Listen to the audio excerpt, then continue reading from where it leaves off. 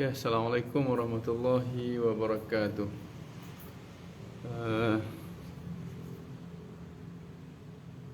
Ahlan wa sahlan, ahlan wa sahlan bikum. Adila Wahab, Ustaz Abdul Rahman, Muqi Saleh, Nurul Azwalizanu, Abu Ahmad Al-Aidaru, Ustaz Syed Hafiz, ahlan wa sahlan. Ahmad Faris, ahlan wa sahlan, marhab bikum. Macam mana suara, okey tak? Suara saya macam mana, okey, jelas? Tak bagi respon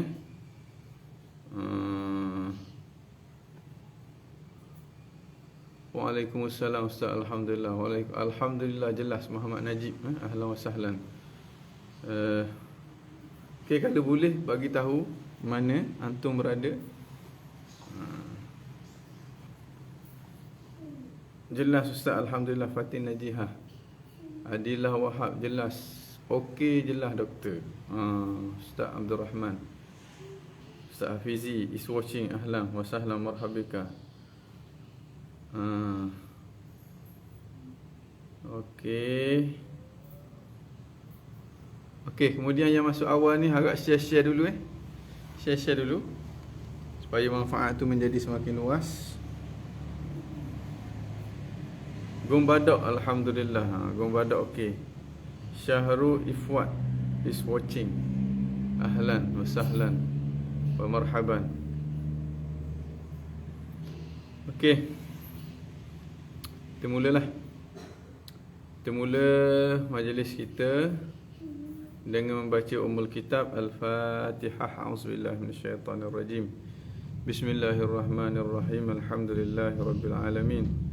Ar-Rahmanir-Rahim. Maliki yaumiddin. Iyyaka na'budu wa iyyaka nasta'in.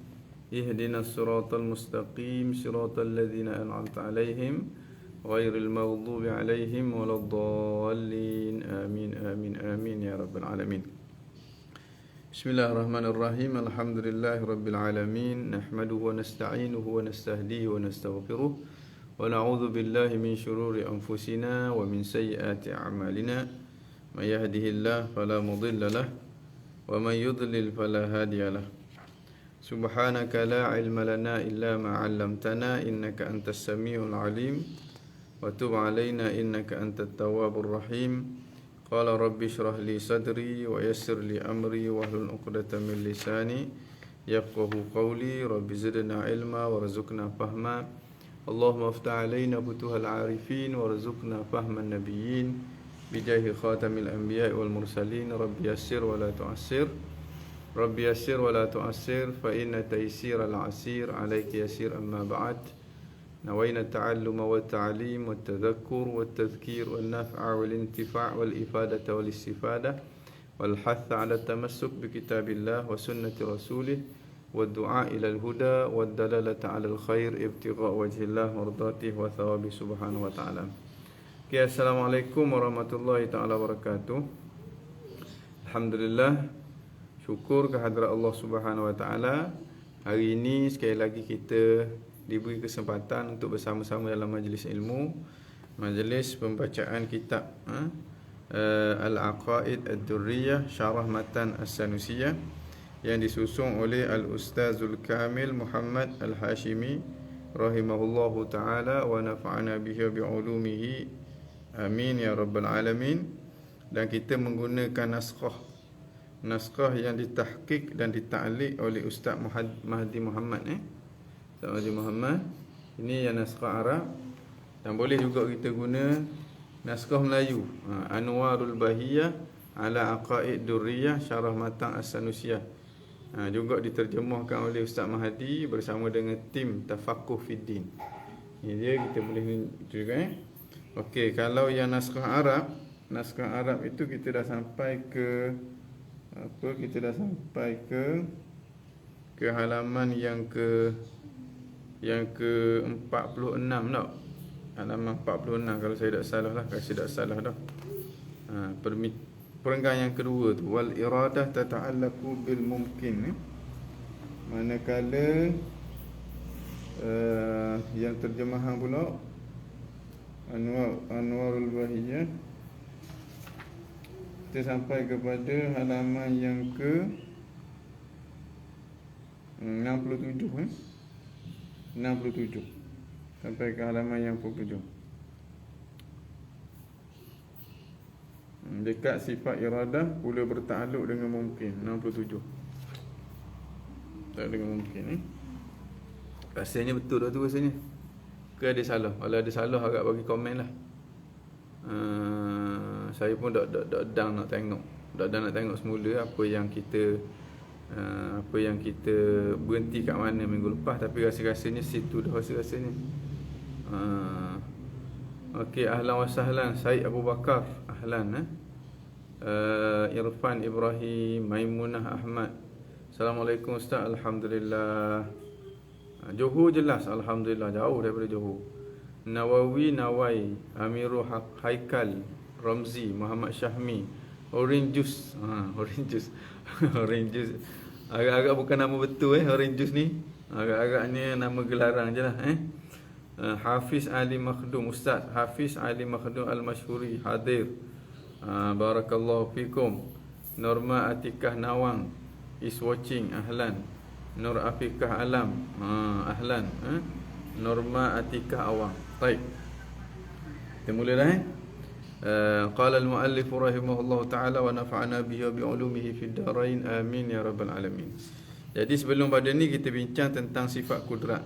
Kita bincang tentang sifat kudrat dan ta'alluq bagi sifat kudrat. Kena ingat tu ta'alluq maknanya kaitan. Ta'alluq maknanya kaitan. Kaitan sifat kudrat dengan sesuatu.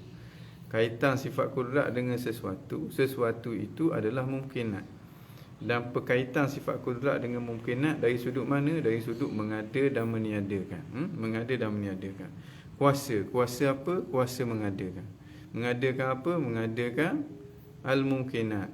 Perkara-perkara mungkin. Mengadakan al-hadithat. Benda-benda yang baru ada. Mengadakan al-makhluqat. Iaitulah makhluk ciptaan. Jadi sebenarnya mungkinat, makhluqat, hadithat dari satu sudut maknanya sama je. Benda yang sama, benda yang sama. Dialah mungkinat, dialah hadisat, dialah makhluqat. Cuma dilihat daripada dimensi yang berbeza melahirkan istilah yang berbeza. Baik, kalau mungkinat itu dari sudut dia boleh jadi ada, boleh jadi tidak ada. Ada dia bukan suatu benda yang mustahil, tak ada dia pun bukan satu benda yang mustahil. Itu dinamakan dengan mungkinat.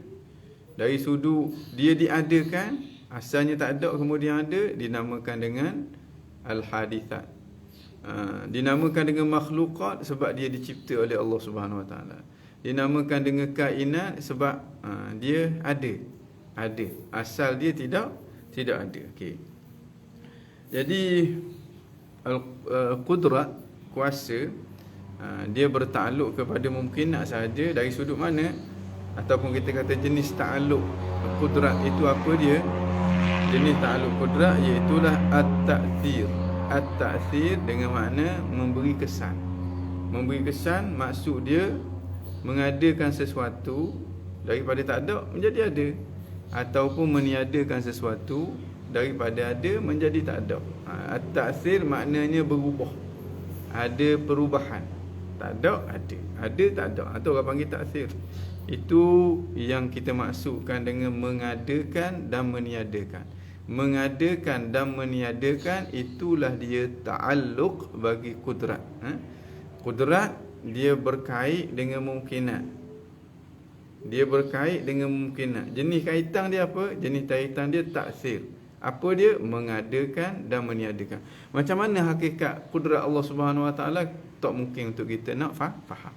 Kita yakin Allah bersifat dengan kuasa sebab apa? Sebab kita nampak kesan kuasa dia. Mana kesan kuasa dia? Ni kita semua ni. Tak mungkin dia boleh mencipta kita.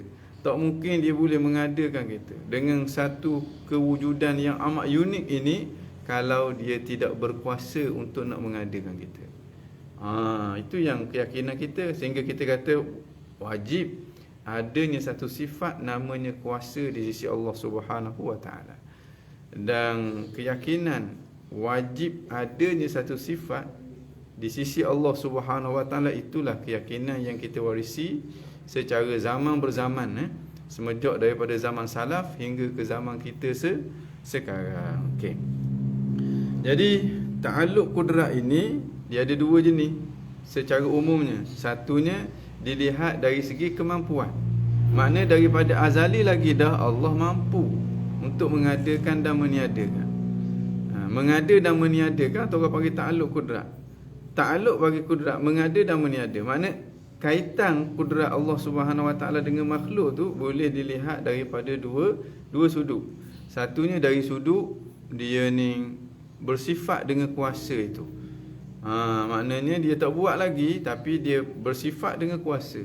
Dia mampu untuk nak mengadakan. Bila dia mampu, mampu tu daripada azali lagi dah. Itu yang dimaksudkan dengan suluhi qadim. Kemudian dia mengadakan sungguh-ti. Mengadakan sungguh-ti itulah yang dinamakan dengan tanjizi. Bila mengadakan sungguh-ti semestinya ada awal, seperti mana ada awalnya makhluk Allah Subhanahu Wa Taala, maka dinamakan dengan tanjizi hadis. Tanjizi hadis. Dalam istilah falsafah, tanjizi diistilahkan dengan bil fi'li, manakala suluhi pula diistilahkan dengan bil quwah. Saya rasa saya bagi contoh dah minggu lepas. Rasa benda tu dah jelas dah. Cuba kita ingatkan semula, kita hangat-hangatkan semula. Itu dari sudut ijmal secara umum. Mana secara perinci pula ada 7 ta'alluq bagi kudrat Allah Subhanahu Wa Taala. Pemahaman ataupun pengetahuan tentang ta'alluq ini bukan suatu yang wajib. Tak wajib kita nak faham ataupun nak tahu tentang ta'alluq. Kalau kita tak tahu pun Tuhan tak tanya pun kita. Tapi bila kita tahu, satu kelebihan, dengan makna dia dapat membantu kefahaman kita. Kefahaman kita menjadi semakin jelas apabila kita membicarakan tentang sifat kudrat Allah Subhanahu Wa Taala. Walaupun dia bukan satu kewajipan, tapi mengetahui dia adalah satu kelebihan. Begitulah banyak istilah-istilah yang digunakan oleh para ulama. Kadang-kadang bukan akidah pun. Dia bukan akidah pun. Tapi bila kita tahu akidah kita boleh ikat dengan kuat. Makna kita tak mudah gelecoh, orang Terengganu panggil. Kampung Tok Imam lapor pun jelas. Masya-Allah, nama kampung Tok Imam lapor. Mudah-mudahan Tok Imam situ lapor sungguhlah, bukan lapor yang maknawi. Maknanya lapor yang hakiki lah. Sebab tak makan nasi lemak. Bukan lapor yang maknawi. Azanallahu min zalik. Baik. Mana dah? Okey, secara terperinci ni ada 7. Pertamanya suluhul qadim, yang keduanya qabdah, yang ketiganya tanjizi hadis, mengadakan, kemudian qabdah, kemudian tanjizi hadis, meniadakan, kemudian qabdah, kemudian tanjizi hadis, mengadakan di akhirat bila-bila. Jadi ada 7. Itu secara terperinci lah, secara terperinci. Baik.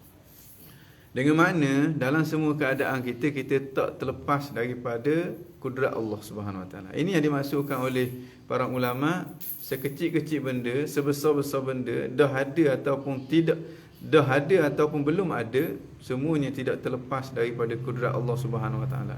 Semuanya berkait dengan kudrat Allah Subhanahu Wa Taala. Dengan makna kalau masa dia tiada, itu dia berada dalam genggaman kudrat Allah Subhanahu Wa Taala. Kalau Allah nak mengadakan dia, Allah adakan dia. Kalau Allah tak nak mengadakan dia, Allah kekalkan dia dalam keadaan tiada. Dan bila Allah mengadakan dia, itu semestinya memang bertakluklah dengan dia oleh kudrat Allah Subhanahu Wa Taala. Biar kita faham hukum yang berkait dengan kudrat, bukan nak faham tentang hakikat kudrat. Biar kita faham hukum yang berkait dengan kudrat. Dengan makna kudrat dia berkait dengan mungkinat. Dia kait dengan mungkinat dari aspek suluhi, dari aspek tanjizi. Bukan kita cuba untuk nak memahami hakikat kudrat Allah Subhanahu Wa Taala. Guana rupa kudrat Allah. Kalau jumpa dengan rupa itu sah bukan kudrat Allah. Bila kudrat Allah ada, kalau kait dengan bila, kait dengan masa, bukan sah. Bagaimana kudrat Allah? Itu tak mungkin untuk kita nak faham. Jangan cuba kita faham kepada aspek itu. Ulama-ulama kita, dia tak bawa kita untuk nak memahami hakikat zat dan juga sifat-sifat Allah Subhanahu Wa Taala, sebab memang kita tak akan mampu. Kita hanya membicarakan tentang hukum yang berkait dengan sifat dan hukum-hukum yang berkait dengan zat Allah Subhanahu Wa Taala. Sekadar tu je. Itu pun dalam konteks apa yang wajib, apa yang harus, apa yang mustahil. Selebih daripada tu Allahu a'lam. Kita serah kepada Allah Subhanahu Wa Taala. Okey. Wal iradatu. Qala al-muallif rahimahullahu taala wa nafa'ana biha bi'ulumihi fid darain. Amin ya rabbal alamin. Wal iradatu, dan iradah pula. Ini sifat makni yang kedua. Tata'allaku bil mungkin, dia berta'alluq dengan makna dia berkait dengan mungkin juga. Seumpama kudrat, kudrat dia berkait dengan mungkin dari aspek mengada dan meniadakan. Mengada dan meniadakan, itulah orang panggil ta'alluq bagi kudrat. Iradah dia berkait dengan mungkin juga. Dia tak berkait dengan sesuatu yang wajib. Makna bukan Allah Subhanahu Wa Taala yang menentukan tentang sifat-sifat dia, tentang zat dia dak.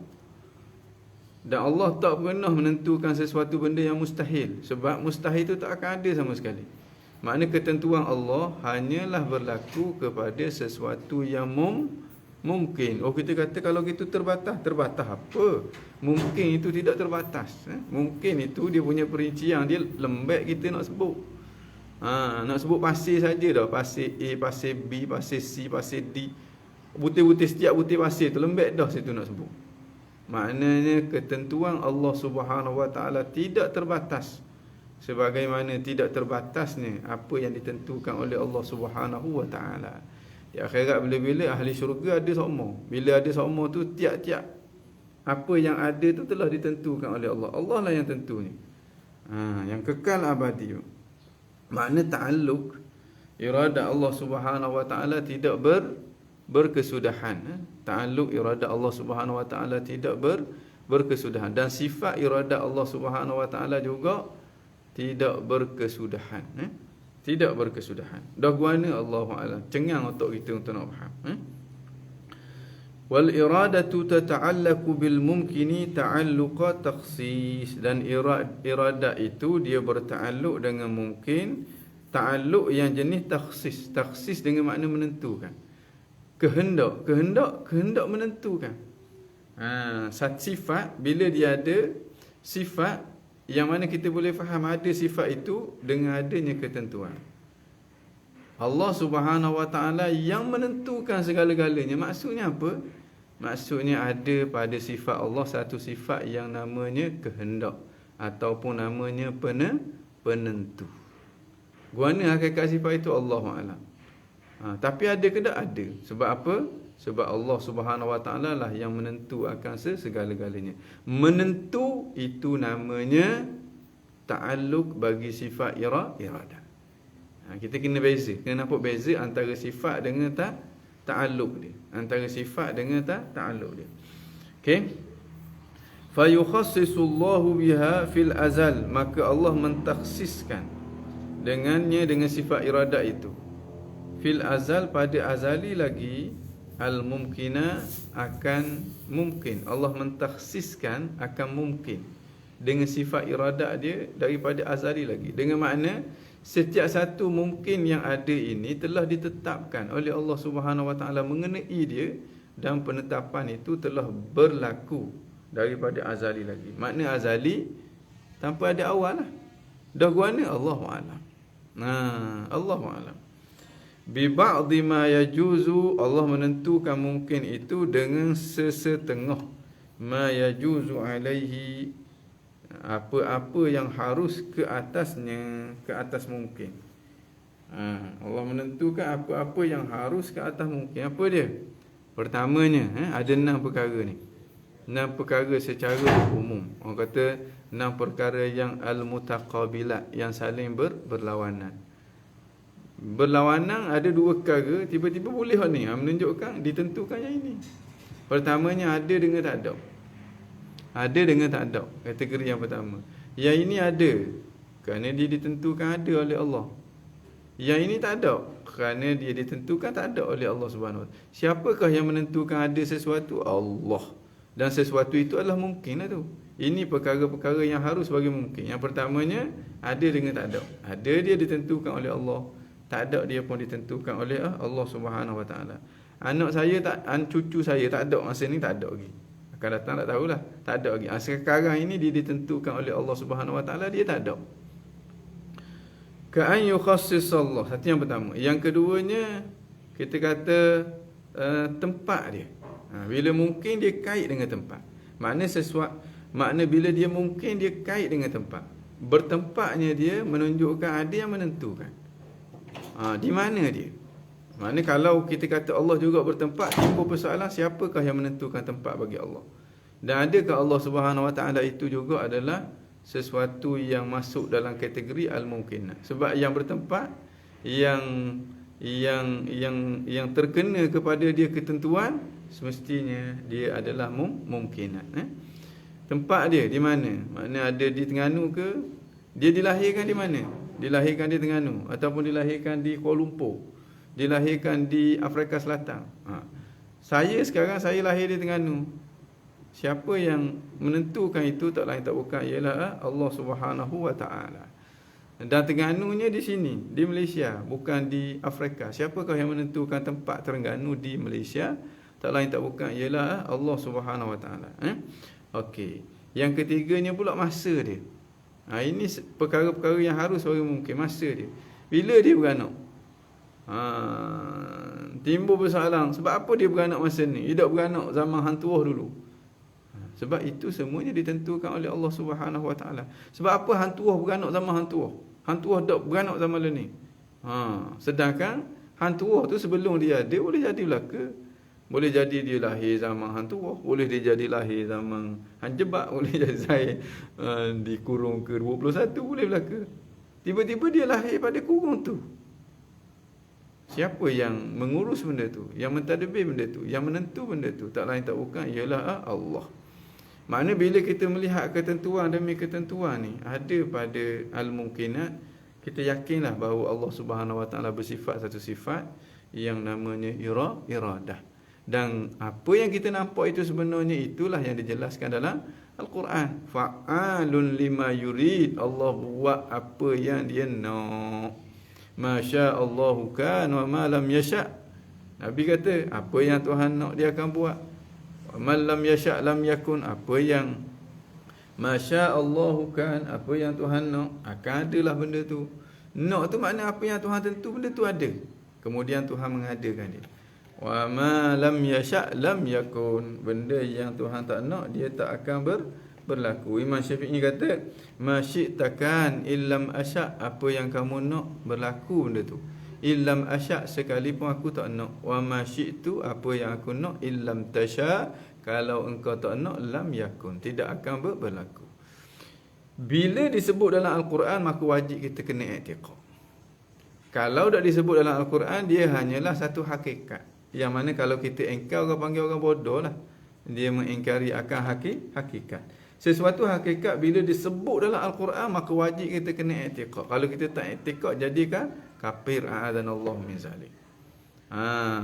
Idza arada syai'an an yakula lahu kun fayakun. Apabila dia nak akan sesuatu, makna dia nak akan sesuatu.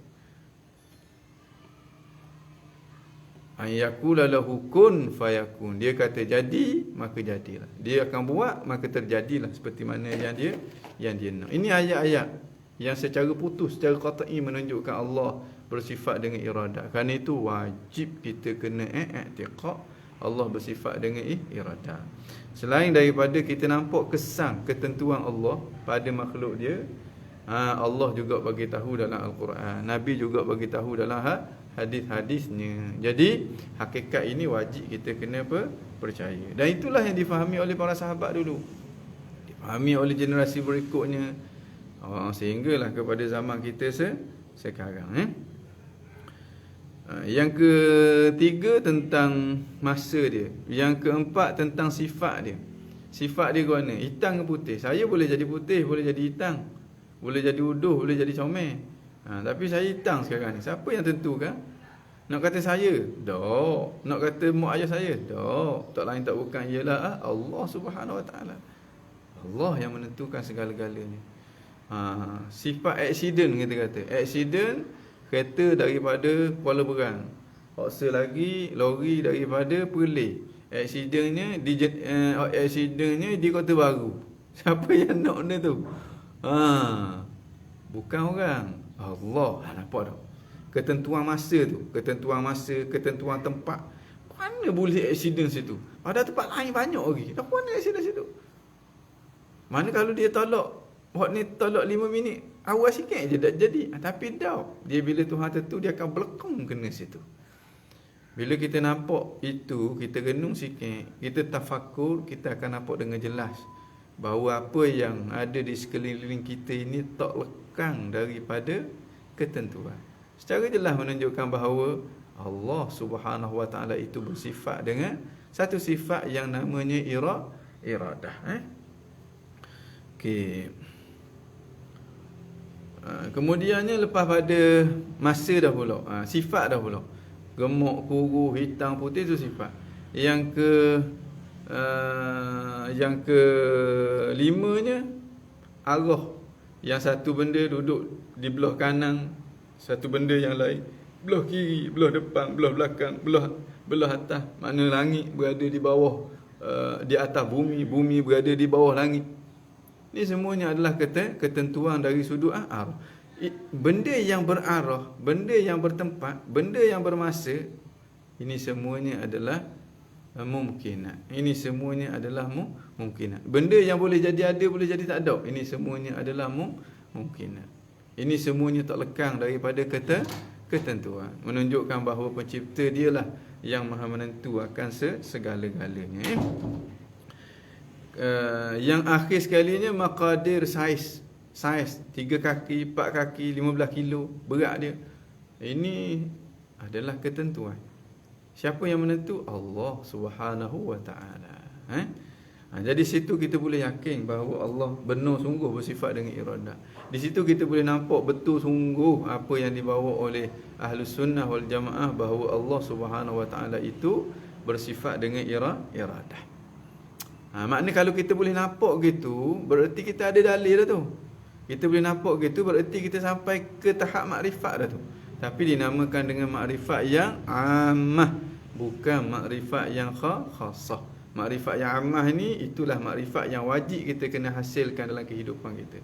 Kalau kita mati dalam keadaan kita tak dan nak dapat makrifat yang ammah itu, maka kita mati dalam keadaan melakukan dosa besar. A'adzanallahu min zalik. Baik. Ka'an yukhassisallahu fil azal, seperti mana Allah mengkhususkan, Allah menentukan pada azali lagi Muhammad sebagai contoh. Muhammad tu mungkin bi an yuja'ala sifatin kada, dia akan ada sifatnya begiang-begiang. Wa fi zamanin kaza, pada masanya begiang-begiang. Wa makanin kaza, di tempat begiang-begiang. Ila ghairi zalika minal mukhassasat, dan mukhassasat yang lain-lain lagi. Apa dia? Kalau kita kata apa tadi? Sifat dia satu, zaman masa dia dua. Kalau sebelum pada tu ada dengan tak ada dia. Ada dia, bila ada dia sifat dia dua, zaman masa dia tiga, makan tempat dia empat. Yang kelimanya arah dia duduk di posisi mana. Yang keenamnya ukuran dia. Ukuran dia berapa. Ini semuanya telah mana bila kita sebut ukuran, banyaklah jenis ukurannya. 1 inci, 2 inci, 3 inci, 4 inci, 5 inci, 6 inci, 7 inci, apa berjuta-juta inci, kemudian 1 kilometer, 2 kilometer, 3 kilo, banyaklah ukurannya. Hak tu baru bahagian ukur panjang. Hak bahagian berat pula 1 kilo, 2 kilo, hak mula segereng, 2 gereng, kemudian lembeklah kita nak kira hak tu. Nak menunjukkan bahawa segala-galanya itu ditentukan oleh Allah Subhanahu Wa Taala. Huwa Allah, dialah Allah Subhanahu Wa Taala yang menciptakan segala-galanya. Dialah Allah Subhanahu Wa Taala yang menentukan akan segala-galanya. Dengan makna tidak ada satu benda pun sekecil-kecilnya ataupun sebesar-besarnya melainkan tidak terlepas daripada ta'alluq iradat Allah. Maksud apa tidak terlepas daripada ta'alluq iradat Allah? Maksud dia tak terlepas daripada ketentuan Allah. Tempat dia, masa dia, bentuk dia, sifat dia, ukuran dia, arah dia, pihak dia, semua tak terlepas daripada ketentuan. Yang mana ketentuan itu bukan dia sendiri yang menentukan. Yang menentukannya adalah Allah Subhanahu wa taala. Salam Ustaz, bagaimana dengan satu pihak yang menggunakan dalil terjadi kerosakan di muka bumi lalu sebabkan tangan manusia untuk menafikan perkara berlaku dengan takdir Allah? Okey, kita tak boleh terlepas daripada ketentuan Allah. Dalam waktu yang sama, apa yang Tuhan tentu itu berlaku dengan sebab usaha dan ikhtiar kita. Usaha dan ikhtiar kita itu juga tak terlepas daripada ketentuan Allah Subhanahu wa taala. Kena faham hakikat apa yang berlaku semuanya ditakdirkan oleh Allah Subhanahu wa taala. Semuanya telah ditetapkan oleh Allah. Kemudian ada apa yang ditetapkan oleh Allah Subhanahu wa taala itu berlaku dengan sebab usaha dan ikhtiar kita. Bila dengan sebab usaha dan ikhtiar kita, dia tidak mengeluarkan daripada ketentuan Allah, tetap ditentukan oleh Allah. Tapi dengan sebab usaha dan ikhtiar kita. Bila usaha dan ikhtiar kita, di situ akan adanya dosa dan juga pahala. Kalau selari dengan perintah Allah, maka dia beri pahala. Kalau bercanggah dengan perintah Allah, maka dikenakan dosa. Kenakan dosa. Yang bakar rumah. Siapa yang bakar rumah? Rumah tu terbakar. Rumah tu terbakar sebab apa? Sebab apa rumah tu terbakar? Pertamanya sebab dia telah ditentukan oleh Allah Subhanahu wa taala. Itu bukan sebab. Memang dia berlaku kerana ketentuan Allah Subhanahu wa taala. Tuhan tentu dah waktu begiang-begiang rumah tu terbakar. Sebab dia mana? Sebab dia orang yang bakar. Jadi orang tu kena higak dia, kena kejong dia bagi ke polis. Sebab apa? Sebab dia telah mengusahakan memudaratkan orang lain. Dia tak ada alasan kalau dia kata, bapa tangkap saya, sedangkan segala-galanya telah ditentukan oleh Allah Subhanahu wa taala. Kita jawab, ni tangkap awak pun Tuhan juga yang tentu. Ambil rotan, masuk di dalam mahkamah. Dalam mahkamah dia dihukum. Dia kata, apa hukum saya? Sedangkan ini telah ditetapkan oleh Allah. Kita kata, betul, kami yakin segala-galanya telah ditetapkan oleh Allah. Antara benda yang Tuhan tetap hari ini ialah kamu kena hukum. Kita kena terima. Kalau dia sanggup terima kita, fadhal. Jadi dia tidak ada alasan sebenarnya, sebab Tuhan tak pernah paksa kita dengan ketentuan dia. Allah tak pernah paksa kita dengan ketentuan dia. Akidah kita, apa yang berlaku dengan ketentuan Tuhan. Tapi Tuhan tak pernah paksa kita untuk buat sesuatu. Kalau dia paksa kita, dengan makna kita terpaksa, maka tak ada dosa, tak ada pahala selalu. Contohnya orang yang jatuh daripada bangunan. Dia tak nak timpa budak bawah tu, tapi jatuh atas budak tu. Dia nak break tak boleh daripada atas ke bawah tu. Di luar daripada usaha dan ikhtiar dia, maka dia tidak berdosa apa-apa dengan apa yang berlaku. Tidak dosa. Sebab itu di luar daripada usaha dan ikhtiar kita. Hak tu 100% ketentuan Tuhan. Lain dengan hak pergi bakar rumah orang tu. Pergi bakar rumah orang 100% ketentuan Tuhan. Tapi dia menjadi asbab kepada terbakarnya rumah orang. Maka dia dipertanggungjawabkan dengan hukuman. Hukuman ke atas dia pun adalah takdir daripada Allah Subhanahu wa taala. Macam ke ahli maksiat. Ahli maksiat, dia kata maksiat ini telah ditentukan oleh Allah, betul. Diadakan oleh Allah, betul. Itu akidah kita, akidah ahli sunnah wal jamaah. Nanti akhirat bila-bila dia akan dihumbang ke dalam api neraka pun betul juga. Itu takdir Allah Subhanahu wa taala juga. Dengan sebab dosa yang dia buat. Sebab dia tak terpaksa, dia diberi pilihan untuk nak buat dosa ataupun nak buat pahala. Jadi persoalannya, sanggup tak kita nak berhadapan dengan azab Allah Subhanahu wa taala? Jawapan dia dah sanggup. Jadi tak sanggup, jangan terbang buat maksiat. Okey. Boleh faham cara nak taufik tu? Abdul Muiz boleh Fatahallahu alaika wa ja'alaka minas salihin. Kapun tak iman lapor pun tak iman lapor. Assalamualaikum Ustaz. Alhamdulillah, saya share dulu Ustaz. Kena tonton yang rakaman yang ada hal. Ada hal sikit. Tak apalah. Bolehlah. Orange juice okay.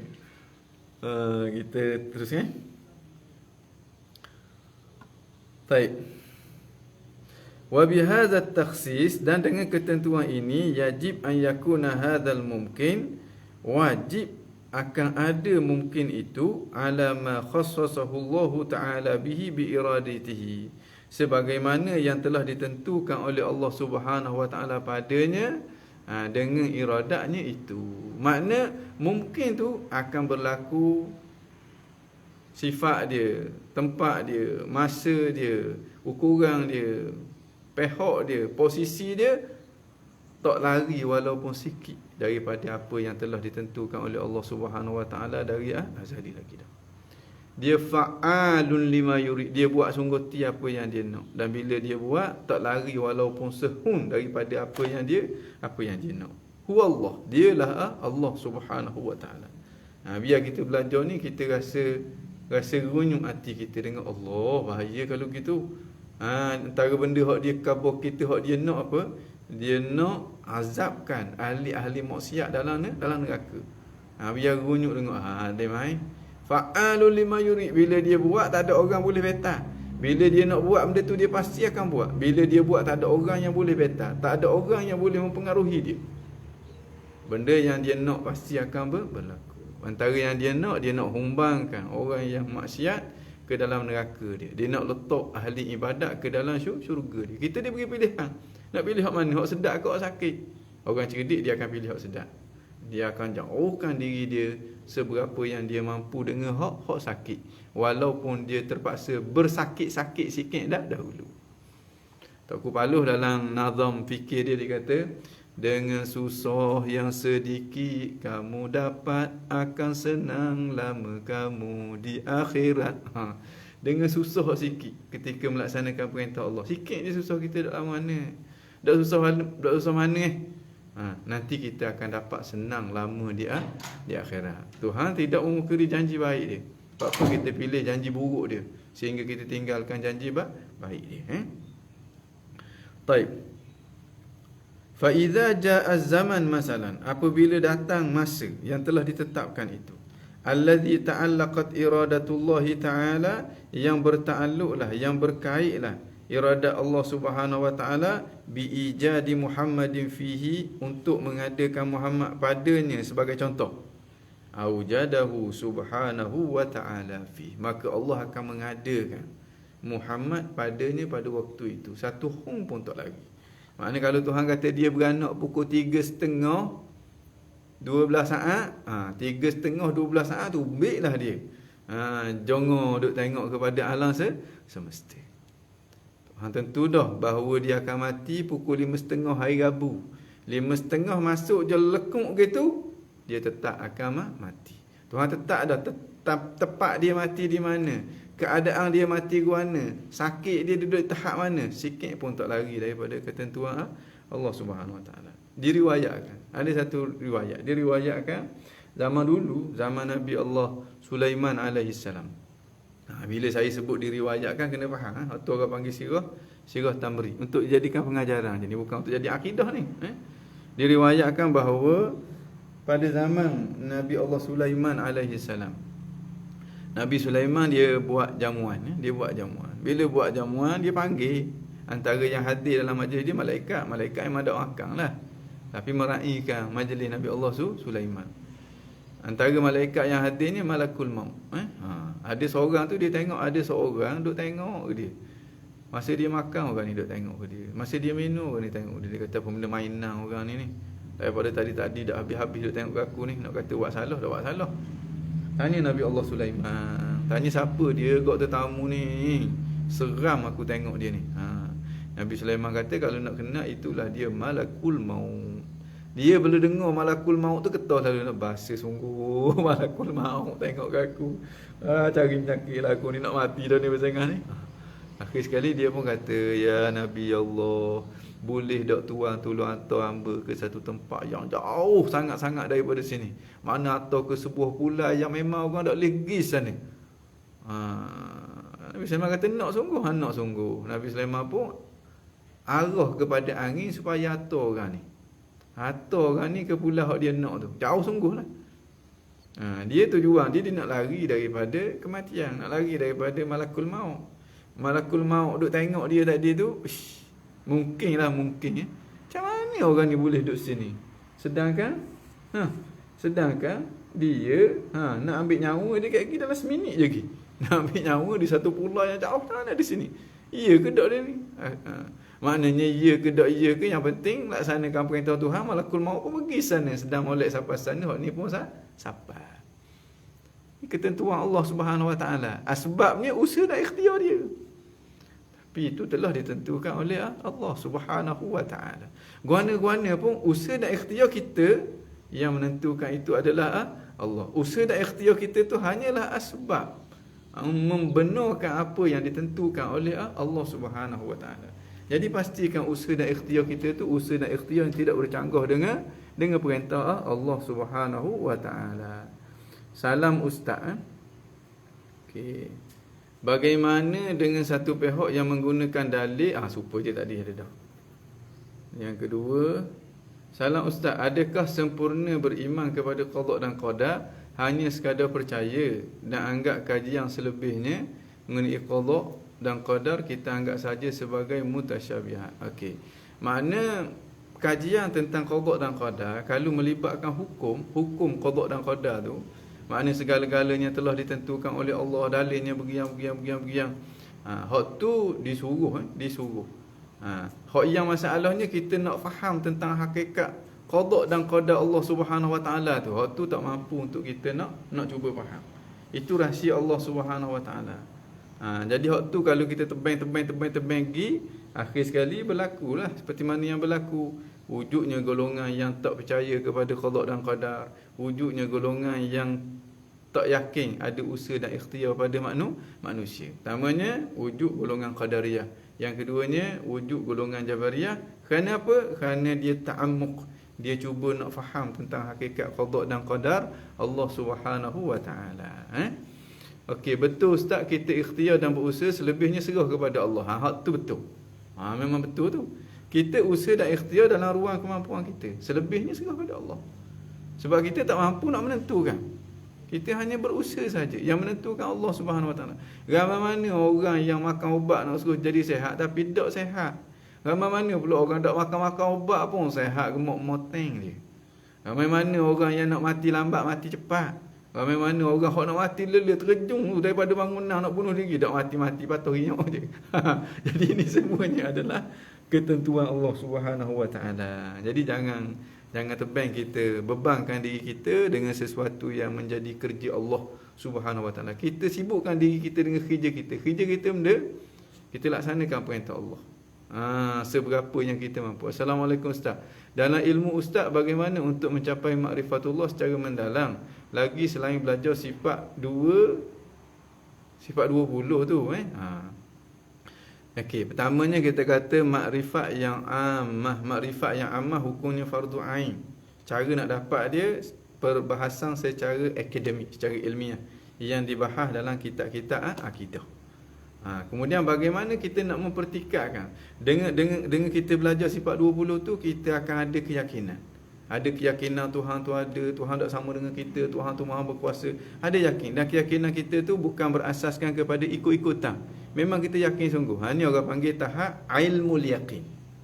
Tahap ilmul yaqin. Maknanya kita belajar banyak-banyak mana pun, sampai peringkat PhD, PhE, PH, macam-macam jenis PH. Jangan PH lah, benda lain. Maknanya kita akan sampai ke tahap apa orang panggil tahap ilmul yaqin saja. Tak lebih daripada itu. Tahap ilmul yaqin. Tahap tu tahap yang wajib. Tahap yang wajibnya tahap ilmul yaqin. Kemudian nak bertingkat kepada makrifat yang khasah. Makrifat yang dianugerahkan oleh Allah Subhanahu Wa Taala kepada orang-orang yang khusus. Hak ni bukan dengan cara perbahasan akademik. Bukan dengan cara perbahasan akademik. Dengan bahasa yang lain kita kata nak meningkatkan akidah kita daripada ilmul yaqin kepada ainul yaqin. Hak ni bukan dengan cara akademik, bukan dengan cara perbahasan ilmu kalam, bukan dengan cara perbincangan yang bersifat falsafi ataupun apa-apa, bukan dengan akademik, bukan dengan ilmiah. Tapi dengan cara kita beramal dengan apa yang kita tahu. Kita beramal dengan apa yang kita tahu. Kita tahu Tuhan tu ada, Jangan buat benda-benda yang bercanggah dengan keyakinan kita Tuhan tu ada. Dah kita tahu Tuhan tu ada, Tuhan tu Maha melihat, jangan buat maksiat. Makna kita tahan sama diri kita. Bila nak buat maksiat, ingat Tuhan tu ada. Bila maksiat, ingat bahawa Tuhan tu tengok kita. Bila malas nak buat ibadat, ingat Tuhan tu tengok kepada kita. Ingat Tuhan tahu tentang kita. Malas nak buat ibadat, ingat. Nak buat maksiat, ingat bahawa Tuhan berkuasa untuk nak mengenakan azab kepada kita.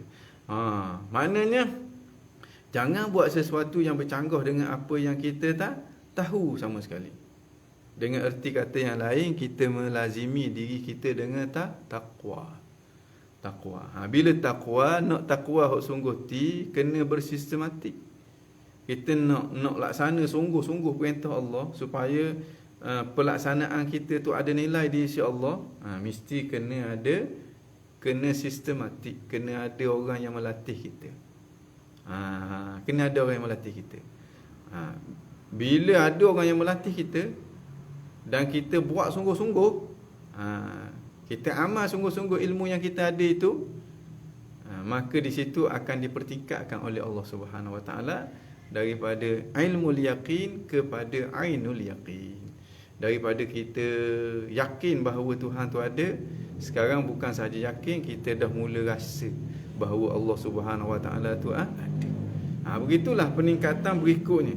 Dalam bahasa mudah, kalau Tok Guru saya kata, dalam bahasa mudah, kita menyiapkan tempat untuk nak menerima anugerah daripada Allah Subhanahu Wa Taala. Tempatnya di mana? Tempatnya di hati. Guana cara dia, bersihkan hati kita daripada sifat-sifat yang mazmumah, hiasi hati kita dengan sifat-sifat yang mahmudah. Guana cara dia kena mujahadah, kena lawan nafsu. Kena mujahadah, lawan nafsu. Cara dia kena riyadhah, kena latih diri kita untuk taat kepada Allah. Cara dia kena ada ilmu yang menjadi cahaya perjalanan kita menuju kepada Allah. Cara dia kena ada zikir. Kalau tak ada zikir, tak jadi. Zikir tu ruknun qawiyun fit tariqillah, pada jalan menuju kepada Allah. Caranya kena ada fikir, kena ada tafakur. Ada waktu kita tak tafakur. Caranya kena ada mursyid, guru yang bimbing kita. Caranya kena ada suhbah. Ini orang panggil jalan-jalan yang perlu ada untuk proses peningkatan daripada ilmul yakin kepada ainul yakin, kepada hakul yakin, kepada haqiqatul yakin. Makna kalau tak cukup syarat-syarat ni, hak Tuhan nak beri tak pelik, sebab Tuhan tu maha kaya. Tapi golik-goliknya tak dapat lah. Kalau bahas tahap ilmiah ni, sampai tahap PhD, PS apa-apa pun, dia hanya berada di tahap ilmu yakin. Okey.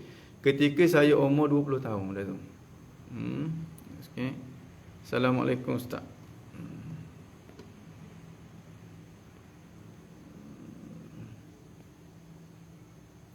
Ketika saya umur 20 tahun ke atas, Allah telah mentajallikan Allah benar-benar qadim, tiada akhir. Qadim maknanya tidak ada awal. Baqa maknanya tidak ada akhir. Tapi sekarang hilang. Hilang. Dalam ilmu ustaz, bagaimana untuk mendapatkan kembali tajalli Allah Subhanahu Wa Taala tersebut? Pertamanya kita kena taubatlah. Mungkin ada dosa-dosa yang menghijabkan kita daripada dapat melihat hakikat tersebut. Kena taubat sungguh-sungguh. Kemudian kita kena taat sungguh-sungguhlah kepada Allah. Dalam waktu yang sama kita kena minta lah supaya Allah Subhanahu Wa Taala menganugerahkan semula kepada kita. Dia biasanya anugerah Allah akan tarik bila kita kufur. Bila kita kufur. La in syakartum la azidannakum wa la in kafartum inna azabi lasyadid. Bila kita kufur dengan nikmat itu, maka nikmat itu akan ditarik oleh Allah Subhanahu Wa Taala. Ustaz, pada zahirnya sahaja kita ada ikhtiar usaha, tapi hakikatnya usaha kita tak duduk bawah qada dan qadar Allah Subhanahu Wa Taala. Betul ke pegang gitu? Betul lah. Kita ada usaha dan ikhtiar, tapi usaha dan ikhtiar kita tu masih tak terlepas daripada ketentuan Allah Subhanahu Wa Taala. Jadi kita pilihlah usaha dan ikhtiar yang baik. Kita pilih usaha dan ikhtiar yang baik. Okey. Okey, bagaimana cara nak capai makrifat yang khassah? Dengan cara bahasa mudahnya taat kepada Allah dengan erti kata yang sebenar. Mesti kena ada ilmu. Nak taat kepada Allah dengan erti kata yang sebenar, prasyarat dia mesti ada ilmu. Dan mesti kena ada guru. Dan mesti kita lawan nafsu. Mesti kita latih diri.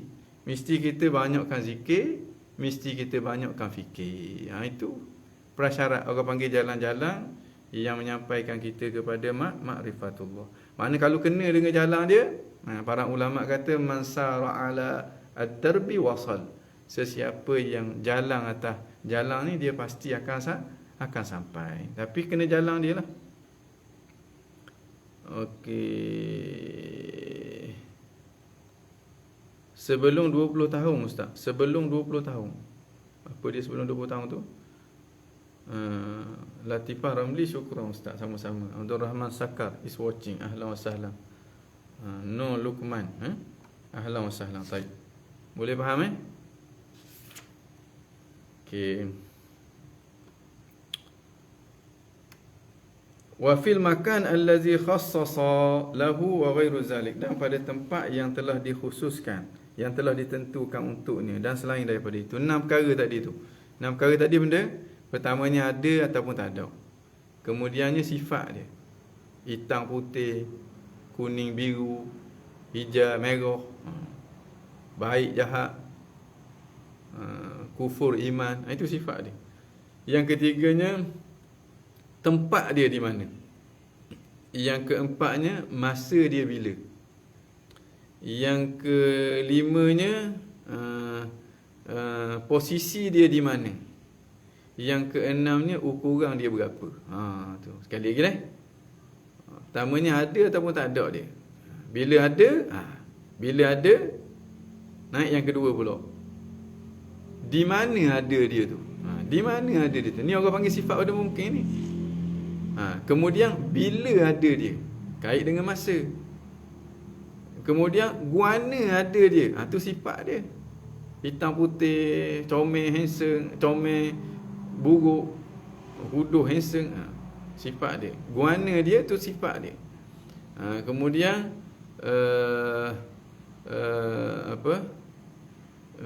mula ada tak ada dia.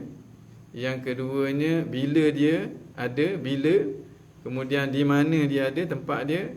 Yang keempatnya, guana dia ada, sifat-sifat dia. Yang kelimanya, posisi mana dia. Dia di posisi mana? Di kanan yang lain ke, di kiri yang lain ke, depan yang lain, belakang yang lain ke, arah utara ke, arah. Yang keenamnya, ukuran dia berapa. Berapa ukuran dia? Berat dia berapa? Tinggi dia berapa? Okey. Benarkah Ustaz, kitab Ihya Ulumuddin termasuk Minhajul Abidin Hikam adalah kitab yang boleh dijadikan panduan untuk mencapai makrifatullah? Betul lah. Tapi dia hanya bersifat akademik. Mesti diikuti dengan amal. Kalau semata-mata ilmu, tak ke mana? Al-ilmu tunadi bil amal. Al-ilmu yunadi bil amal. Wa in ajaba wa illa irtahal. Ilmu itu dia sentiasa menyeru-nyeru kita untuk beramal.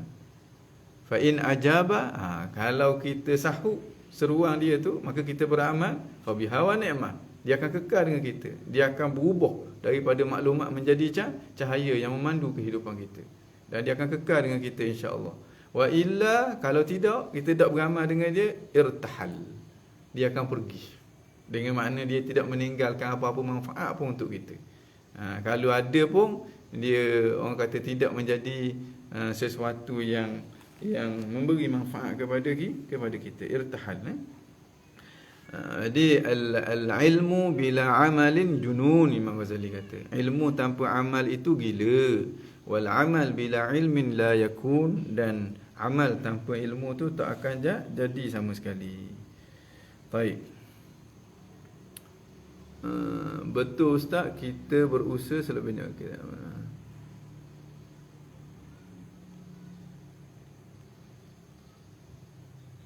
Okey.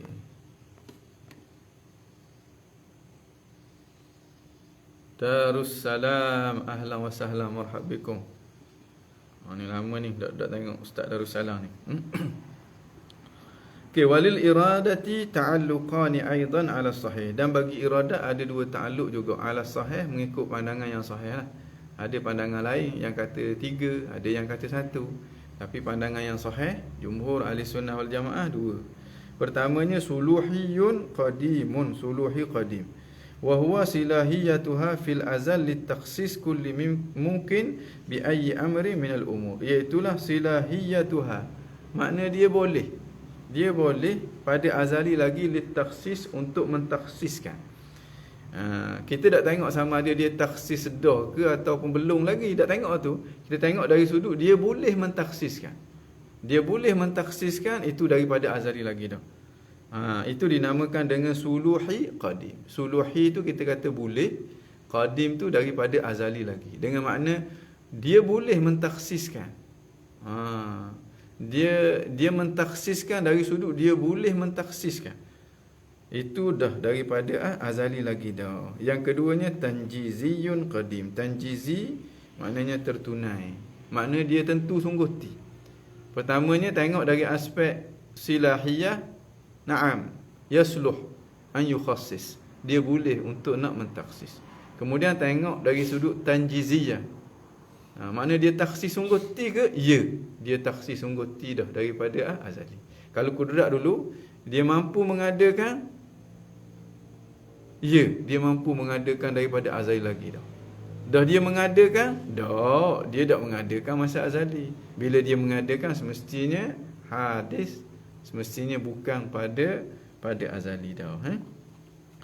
Tanjizi qadim wa huwa takhsisuha fil azal al-mumkina. Makna dia menentukan sungguh ti pada azali akan mungkin, allazi sayujadu, yang akan ada, bi ahadi amrayni bi ainihi, dengan salah satu daripada dua perkara yang boleh diihtimalkan dengan ain dia.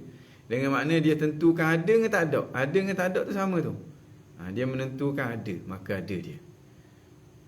Huduh dengan comel, dia tentukan comel, jadi comel. Di Amerika ataupun di Malaysia, dia tentukan di Malaysia, ada di Malaysia. Okey. Wala hajata, dan tidak ada hajat. Makna tidak ada sebarang keperluan li ta'alluq at-tanjizi al-hadis. Tidak ada sebarang keperluan untuk kita kaitkan dengan ta'alluq hak jenis tanjizi hadis seperti kudrat tu. Makna Allah menentukan dengan ketentuan yang ada permulaan, tak? Allah dah tentu daripada azali lagi dah. Kalau kudrat, Allah mengadakan sesuatu yang berkait dengan masa. Allah mengadakan sesuatu dengan ada permulaan. Mengadakan dengan ada permulaan. Sebab sesuatu tu ada permulaan dia.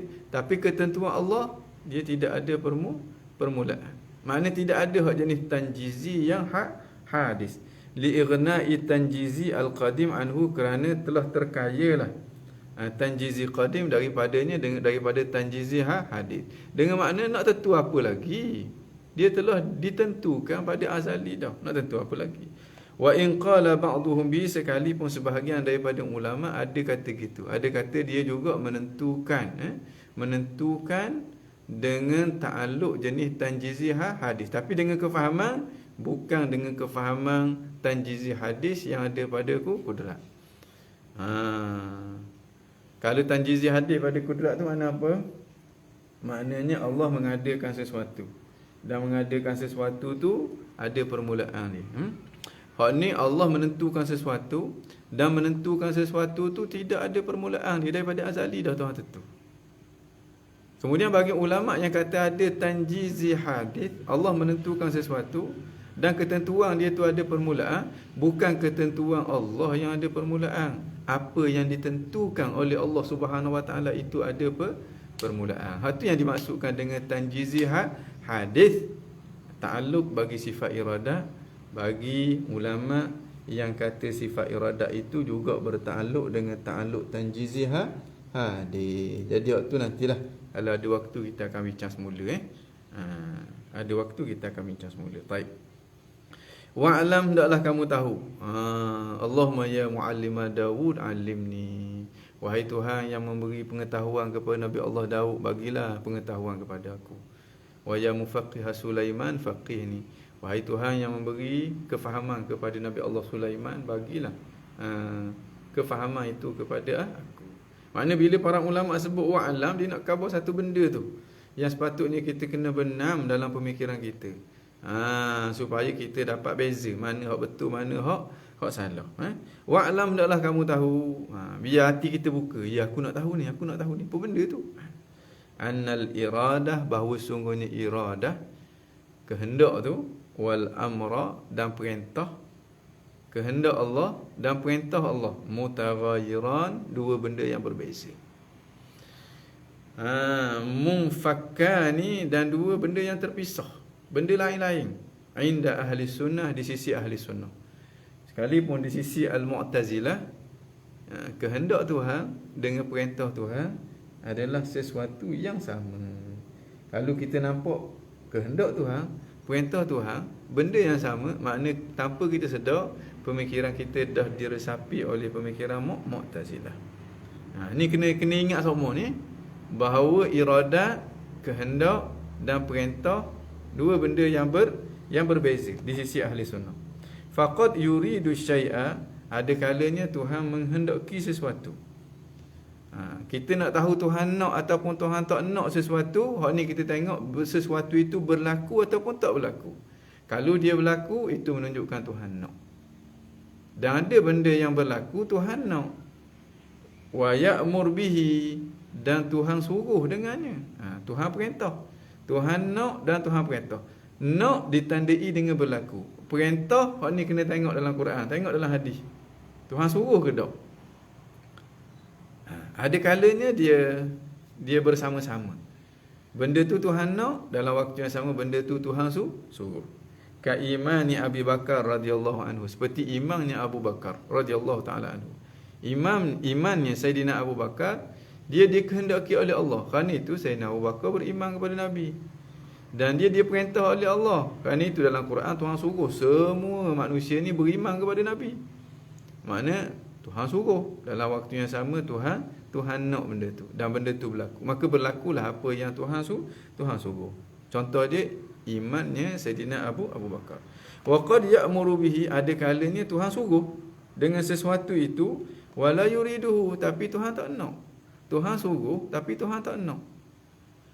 Kita manusia biasanya kalau kita suruh tu kita nak lah. Jangan samakan kita dengan Tuhan. Tuhan tak gitu. Ada kalanya Tuhan nak sesuatu itu, tapi Tuhan tak suruh. Tuhan larang lagi. Seperti iman Abi Bakar. Iman pula. Wa qad ya'muru bihi, ada kala Tuhan perintah, wala yuriduhu, tapi Tuhan tidak mahu. Ka imani Abi Jahal, seperti imannya Abu Jahal. Tuhan suruh dak Abu Jahal tu beriman? Tuhan suruh. Tuhan perintah. Tuhan nak dak Abu Jahal tu beriman? Tuhan tak mampu. Kerana itu Abu Jahal mati dalam keadaan kufur. Nak menunjukkan bahawa perintah dengan nak dua benda yang berbeza. Iz law aradahu la waqa'a, kerana kalau Tuhan nak, pasti benda tu berlaku. Kita nak tahu Tuhan nak, Tuhan tak mampu, tengok berlaku ke tak berlaku. Tuhan reda tak reda, hak tu tengok Tuhan suruh ke Tuhan tak suruh. Nak tahu suruh tak suruh tu kena buka Quran, kena buka hadis. Nak tentukan benda tu Tuhan nak ataupun Tuhan tak nak, tengok benda tu berlaku ataupun tidak berlaku. Masya Allahu kan, wa ma lam yasha' lam yakun, wa la hawla wa la quwwata illa billahil aliyyil azim. Kita disuruh wirid tu tiap-tiap pagi. Masya Allahu kan, apa yang Tuhan nak pasti akan berlaku. Wa ma lam yasha' lam yakun, apa yang dia tak nak tak akan berlaku. Wala haula wala quwwata illa billahil aliyyil azim. Tak ada daya nak upaya pada aku melainkan dengan pertolongan Allah. Aku pasrah dengan apa sahaja yang berlaku. Benda tu bila berlaku, baik ke buruk, Tuhan nak gitu. Jadi sikap aku pada waktu tu gimana? Kalau benda tu benda baik, aku disuruh bersyukur. Aku bersyukur kepada Allah. Kalau benda yang berlaku tu buruk, aku disuruh sabar, maka aku sabar. Kalau yang berlaku tu taat, maka aku disuruh melihat itu anugerah Allah. Jangan kufur dengan nikmat Allah. Kalau benda tu maksiat, maka aku disuruh bertaubat. Aku taubat kembali kepada Allah. Mudah je. Bagi orang yang tahu hakikat, mudah je. Apa saja yang berlaku, baik buruk, taat maksiat, semuanya ketentuan Allah Subhanahu Wa Taala. Semuanya dikehendaki oleh Allah Subhanahu Wa Taala. Kita tengok kita di mana. Yang berlaku tu apa dia? Taat. Kita mampu semayang, tahajud. Kita mampu baca Quran. Kita berjaya khatam Quran. Kita kena nampak itu anugerah daripada Allah Subhanahu Wa Taala, bukan datang daripada kekuatan kita, sebab kita la haula wala quwata illa billah. Jadi secara tak langsung kita tak kufur dengan nikmat tersebut. Tengok pula kita jadi ahli maksiat pula. Kita ngupak ke orang. Ya Allah, ngupak. Piyah cotek atas kepala tapi ngupak. Contohnya. Waktu tu berlaku dengan ketentuan Allah. Tapi usaha dan ikhtiar kita. Waktu tu Tuhan suruh apa kita? Tuhan suruh kita taubat. Taubat dia. Astaghfirullahalazim. Astaghfirullahalazim. Lepas pada ni aku tak mau ngupak dah. Ya Allah, bagilah kekuatan kepada aku. Untuk aku nak jaga lidah aku daripada mengupak, sebab aku yakin engkau bagi lidah kepada aku bukan untuk mengupak, tapi untuk berselawat kepada Nabi SAW. Ingat, aku selawat lagi ke Nabi hari ni. Edok lagi yang selawat Allahumma salli ala sayyidina Muhammad. Jangan kurang daripada 300 kali sehari. Supaya kita termasuk di kalangan orang yang memperbanyakkan selawat kepada baginda Nabi sallallahu alaihi wa ala alihi wasahbihi wabarakatuh. Kalau kita ni berlaku musibah, itu juga ketentuan Allah. Dan kita berhadapan dengan waktu tu Tuhan suruh kita sabar. Tuhan suruh kita redha. Sebab musibah ni datang daripada dia. Dan musibah itu tak salah menimpa kita. Memang Tuhan tentu dah untuk kita. Dan dia tu maha bijaksana. Maha bijaksana maknanya dia tak buat sesuatu, melainkan sesuatu tu ada hikmah di sebalik apa yang berlaku. Dan dia pula, dia Tuhan yang maha penyayang. Dengan makna dia tak akan buat sesuatu itu melainkan untuk kebaikan kita. Jadi Tuhan suruh kita sabarlah. Jangan keluh kesah. Jangan duk cerita ke orang tu, cerita ke orang ni. Astagfirullahalazim, sampai macam kehilang puca, macam kita tak ada Tuhan. Kalau kita berada dalam nikmat pula, meniaga bisnes jadi, belajar periksa boleh tinggi, waktu tu Tuhan suruh, itu ketentuan Allah, bukan kuasa, bukan dengan kuasa kita, bukan dengan ketentuan kita. Kita hanya berusaha dan merancang sahaja, tak lebih daripada tu. Itu ketentuan Allah. Jadi waktu tu Tuhan suruh kita bersyukur dengan nikmat dia. Jangan kufur dengan nikmat dia. La in syakartum la azidannakum wa la in kafartum inna azabi lasyadid. Kalau kamu bersyukur, Tuhan kata aku akan tambah. Tapi kalau kamu kufur dengan nikmat aku, mungkin ingat azab aku amat pedih. Sebab aku beri nikmat kepadamu bukan untuk kamu kufurkan, tapi untuk kamu syukurkan, supaya kamu menjadi semakin dekat dengan aku. Okay. Wa qad yuridu wa la ya'muru bihi ka kufri Abi Jahal. Wa qad la ya'muru wa la yuridu. Ada kalanya Allah tak suruh dan Allah tak nak. Allah tak suruh, makna Allah larang, dan Allah tak nak benda tu berlaku. Benda tu tak berlaku. Contoh dia ka kufri sairil mu'mini, seperti kufurnya sekalian orang Islam. Kufur Tuhan tak perintah benda tu. Tuhan tak perintah benda tu. Tuhan larang benda tu. Dan tidak kufurnya itu Tuhan tak nak kekufuran tadi daripada orang yang beriman. Kerana itulah orang yang beriman terus kekal dengan iman dia. Terus kekal dengan iman dia. Okey. Ada soalan lain tak? Kita pukul apa dah? Nak masuk pukul 6 dah. Ada soalan? Assalamualaikum Ustaz. Kalau main bab berkaitan azali ni hanya kembali kepada Allah. Jadi bagaimana setengah orang kita duk kata contoh ayat, aku ni bijak dari azali lagi. Aku ni semok dari azali lagi. Adakah kalimat gitu bahaya juga untuk akidah? Jazakumullah Ustaz. Okey. Maknanya kalau kita kata aku ni memang bodoh dari azali lagi, waktu dia bodoh tu. Waktu dia bodoh tu. Aku ni memang bodoh daripada azali lagi dah. Waktu ni lah, bukan waktu akan datang. Akan datang tak tahu waktu ni. Dan memang waktu ni memang dia bodoh sungguh. Memang itu daripada azali lagi dah. Waktu akan datang tak tahu lagi tu. Jadi waktu tu dia tahu dah dia bodoh, dia belajarlah sungguh sikit. dengan harapan supaya waktu akan datang dia tak jadi orang bodoh lagi. Sebab tidak ada kelebihan jadi orang bodoh. Kita kena usaha muliakan diri kita dengan ilmu, dengan akhlak, dengan amal. Bukan orang panggil terus menerus jadi orang bodoh. Hari ni betul lah kita bodoh. Tak berarti esok kita bodoh. Tak berarti lusa kita bodoh. Tak. Kita tak tahu ketentuan Tuhan. Jadi kita kena husnuzon kepada Tuhan. Cara kita husnuzon, kita berusaha. Kerana usaha tu Tuhan suruh. Jadi guana-guana itu serah kepada Allah Subhanahu Wa Taala. Okey. Assalamualaikum Ustaz. Kalau sesuatu itu bercampur perkara baik dan maksiat, adakah Allah tidak suka kepada semua perkara itu? Atau Allah suka kepada perkara baik sahaja? Baik bila campur dengan maksiat tidak jadi baik. Susu campur dengan teh ayam munai tak jadi susu dah. Kecuali orang panggil susu yang berbau teh ayam munai, kita tak nak minum lagi dah. Kalau kita tahu ada teh ayam munai di dalam susu itu. Pastikan kena bersih daripada maksiat dengan cara kita bertaubat. Makna maksiat ini dia membawa sial kepada kita. Maksiat itu dia membawa sial kepada kita. Sial yang pertama, kita terhalang daripada mendapat taufik daripada Allah. Bila terhalang daripada mendapat taufik daripada Allah, bagaimana kita nak melaksanakan ibadat? Kerana itu ibadat yang disertai dengan maksiat, kemungkinan besar itu bukan ibadat di sisi Allah Subhanahu Wa Taala. Yang keduanya, kalau jadi ibadat pun ibadat kita tidak diterima oleh Allah Subhanahu Wa Taala. Ini dua majal, dua sial yang datang daripada dosa. Cara dia mana? Bersihkan diri kita daripada dosa. Macam mana cara dia? Taubat kepada Allah dengan taubat yang nasuha. Dan Tuhan sayang kepada orang yang bertaubat. Innallaha yuhibbut tawabin wa innallaha yuhibbut tawabin wa yuhibbu al-mutatahhirin. Allah Subhanahu Wa Taala sayang kepada orang yang bertaubat dan sayang kepada orang yang berusaha untuk nak bersih diri dia daripada kotoran. Kotoran yang pertama tahi, hadas. Kotoran yang kedua maksiat. Maksiat ni dosa ni. Maksiat anggota ni. Kotoran yang ketiga sifat-sifat yang mazmumah dalam hati. Kotoran yang keempat ingat selain daripada Allah Subhanahu Wa Taala. Okey. Ustaz, ada yang mempersoalkan Assalamualaikum, Ustaz rasa bercampur perkara baik. Jadi jangan campur baik dengan buruk. Jangan campur baik dengan buruk. Ustaz, ada yang mempersoalkan Tuhan tidak adil dan zalim kerana menentukan seorang jahat kufur kemudian dimasukkan ke dalam neraka pula.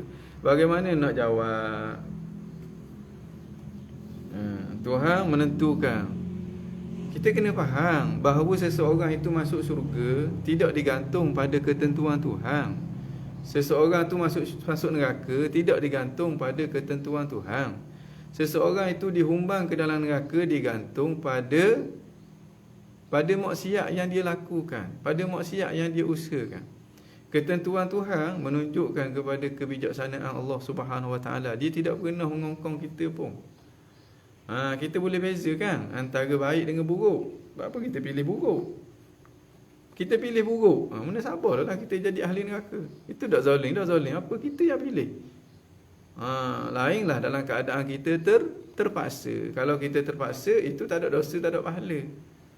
Kalau kita terpaksa tengah tidur contohnya, kita ngegar, kita tumbuk kawan kita, hak tidur sebelah kita pecah muka dia, kita tak dosa apa?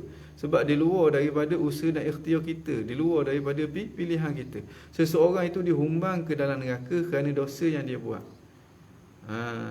Dalam waktu yang sama, itulah dia ketentuan Allah kepada dia. Nak menunjukkan betapa maha luasnya ilmu Allah Subhanahu Wa Taala dan betapa jahatnya dia. Dia sendiri yang memilih kejahatan itu. Okey. Jadi orang yang mempersoalkan gitu suruh dia masuk kelas ni. Suruh dia masuk kelas ni. InsyaAllah bila lama dia masuk tu dia akan faham apa benda hakikat yang sebenar yang sepatutnya dia faham dengan akidah ahli sunnah wal jamaah. Okey. Okey. Assalamualaikum Ustaz, rasanya soalan ni lari sikit dari tajuk pada hari ini. Soalannya, kalau mereka yang berpegang dengan cara akidah seperti mereka di zaman salah bersifat ekstrim, kita panggil Wahabi, Kalau mereka yang berpegang dengan akidah mazhab Asy'ariyah Maturidiyah bersifat ekstrim, bersifat ekstrim seperti mengkafirkan setengah individu, kita panggil apa Ustaz? Kita panggil takfiri. Orang yang ekstrim mentakfirkan orang itu panggil takfiri. takfirilah tu. Tu bukan Asy'ariyah, bukan Maturidi. Asy'ariyah Maturidi dia tidak mentakfirkan. La nukaffira ahlal qiblah. La nukaffira ahlal qiblah bi zambin irtakabuhu. Kami tidak mengkafirkan ahlul qiblah dengan sebab dosa yang dia buat, kecuali dia buat benda-benda yang menyebabkan jadikan kafir. Tu kita kafir pun kita ada prosedur lah, bukan saja-saja nak pergi kafirkan orang begitu, kena masuk mahkamah lah. Kena masuk mahkamah, kita dapat pastikan memang akidah yang dia pegang tu akidah kufur bil ijma' para ulama, waktu tu kita kafirkan dia. Kita kafirkan dia sebab hakim mengkafirkan dia, kita kafirlah dia. Sebab dia kafir. Bila kafirlah. Tapi semata-mata dia buat dosa ataupun dia buat benda-benda yang tak sampai ke tahap kufur, itu tak mungkin kita mengkafirkan dia. Kita tak kafirkan Syiah. Syiah kita tak kafirkan kalau dia tak buat perkara-perkara yang menyebabkan kufur. Kita tak kafirkan Mu'tazilah. Kita tak kafirkan kumpulan-kumpulan lain dah. Selama mana dia tak buat perkara-perkara yang kufur secara soreh dan ada prosedur mahkamah dan memang dia tu dikafirkan, maka kita kafirkanlah dia. Waktu tu kalau kita tak kafir, kita pula mengislamkan orang yang kafir. Baik. Jadi Asy'ariyah Maturidi bukan budaya dia mentakfirkan. Bila lebih-lebih lagi dia mentakfirkan ulama, mentakfirkan ulama yang orang kata yang terkenal dengan ilmu dia, dengan warak dia, semata-mata dengan kata-kata dia yang boleh diihtimal itu dan juga ini, maka ini kita boleh masuk dalam kategori takfiri, golongan yang mudah mengkafirkan orang. Mudah-mudahan Allah Subhanahu Wa Taala jauhkan kita daripada sikap tu. Kita tersalah mengkafirkan satu orang yang beriman lebih dahsyat daripada kita tersalah husnuzan 1000 orang kafir itu adalah Islam. Baik salah kita husnuzan daripada salah kita suuzan. Lebih-lebih lagi perkara yang melibatkan kufur dan juga Islam ini. Terima kasih ku banyak ilmu baru hamba dapat petang ni. Ustaz Haji Kamal Ismail. Oh, ni kawan lama ni. Ahlan wa sahlan marhabikum. Kawan lama tu Taib, hasilnya tak ada apa dah Tak ada apa dah. Setakat itulah perjumpaan kita pada hari ini. Ada silap ni salah apa ni, salah 21. Ada nampak salah tidak melalui metod khalaf. Bagaimana kita nak ikut metod salah sedangkan tidak melalui ikut khalaf? Maksudnya bagaimana kita sekarang tahun 2021 nak ambil terus metod salaf yang beribu tahun dulu kalau tidak melalui ulama mutaakhirin? Mestilah kena bersambung. Kan ustaz, ada bagaimana sebenarnya nak ikut metod salaf itu? Mestilah kita nak faham metod salaf pun melalui ulama-ulama khalaf. Sebab ulama-ulama khalaf lah yang menyambung antara kita dengan generasi salaf. Ustaz Mahdi Muhammad, alhamdulillah, jazakumullah ustaz. Allahu akbar, ni sahabat lama juga ni. Latifah Ramli, semoga Allah mengurniakan umur dan ilmu. Amin amin amin ya rabbal alamin. Burhanuddin Hassan watching. Ahlan wa sahlan marhabikum. Jadi setakat itulah perjumpaan kita pada hari ini. Ustaz Muhammad Osman, alhamdulillah, syukur, alhamdulillah. Okay, kita jumpa lagi lah minggu akan datang. Waktu kita kena awal sikit dah sebab asal awal ni kita start 4.45 lah sebab asal kita awal sangat dah. Dulu pukul 5 sebab asal kita lewat. Okay, innallaha wa malaikatahu yusalluna 'alan nabiy ya ayyuhalladzina amanu sallu 'alaihi wa sallimu taslima. Allahumma salli 'ala sayyidina Muhammadin an-nabiyil ummi wa 'ala alihi wa sahbihi wa sallim. Allahumma salli 'ala sayyidina Muhammadin an-nabiyil ummi wa 'ala alihi wa sahbihi wa sallim. Allahumma salli 'ala sayyidina Muhammadin an-nabiyil ummi wa 'ala alihi wa وصحبه وسلم. ربنا انفعنا بما علمتنا، رب علمنا الذي ينفعنا، رب فقهنا وفقه أهلنا وقرابة لنا في ديننا مع آل قطر أنثى وذكر. رب وفقنا ووفقهم لما ترتضي قولا وفعلا كرما، وارزق الكل حلالا دائما، وأقل أتقياء علماء، نهضى بالخير ونكفى كل شر. ربنا واصلح لنا كل شؤون، وأقر بالرضا منك العيون، واقض عنا ربنا كل الديون قبل أن تأتينا رسل المنون.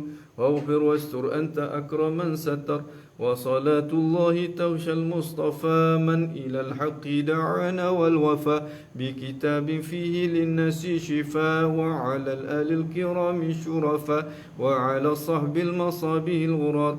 اللهم اهدنا بهداك، واجعلنا ممن يسارع في رضاك، ولا تولنا وليا سواك، ولا تجعلنا ممن خالف أمرك وعصاك.